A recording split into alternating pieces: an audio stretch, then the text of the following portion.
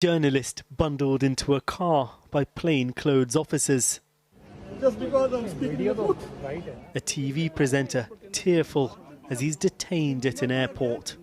A prominent anchor shot dead abroad in mysterious circumstances. All were supportive of ousted Prime Minister Imran Khan, and the clampdown is intensifying. Moeed Pirzada is one of Pakistan's best-known journalists, but he was forced to leave the country last year.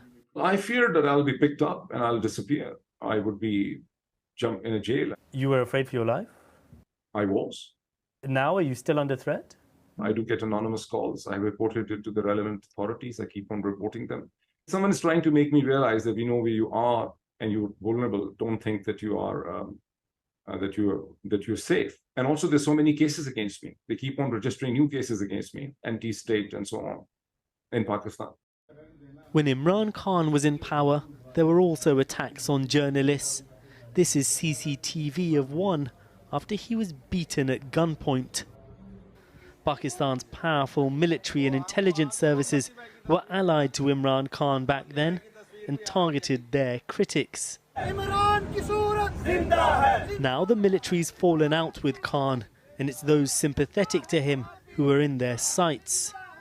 Journalists say they're coming under increasing pressure. We're at a protest right now in support of a high-profile pro-Imran Khan commentator. He's been missing after initially being detained by the police. Everyone suspects, in reality, he's in the custody of the intelligence services. ये video उस वक्त record हो रही है जब मुझे गिरफ्तार कर लिया गया. Imran Riaz Khan is a prominent journalist and a vocal supporter of his near namesake, former Prime Minister Imran Khan.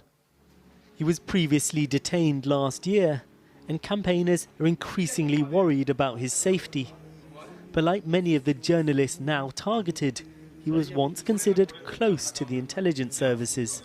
Many of the journalists who are coming under pressure right now were, under Imran Khan's government, rather dismissive at times of attacks on other journalists. Many remained quiet or didn't protest very openly, but there were some, they actually went on, defended the actions. The point is that if the other people had blundered, what has happened since then, I mean, their arguments now is hardly an excuse. And also the intensity of what is happening right now, the scale of the intensity, the scale and intensity is much, much larger. After the mass unrest following Imran Khan's arrest last month, a major crackdown on his party is underway, and TV channels have now been ordered to avoid all coverage of Khan, officials accusing him of being a hate-monger. Hi, Ms. Aurangzeb, Sikandar Kamani from Channel 4. I spoke to the government's information minister. Journalists are going missing, journalists are being detained. Name me one journalist who's missing. Imran Riaz Khan. Imran Riaz is a political party spokesperson now. You have to differentiate between journalists and the journalists who have joined political parties. Once they have joined political parties, they are inciting violence. Whatever you think about how good a journalist or how biased a journalist he may be, at the moment he's missing. If the person is missing, I condemn that. And as far as I know, there are cases against him and he has to answer to the court. There's still no sign of the missing journalist, who's not been charged with an offence.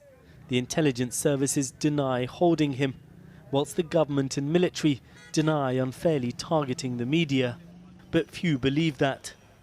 So far, Khan has been winning the war of narratives. It's not clear the increasing pressure will change that.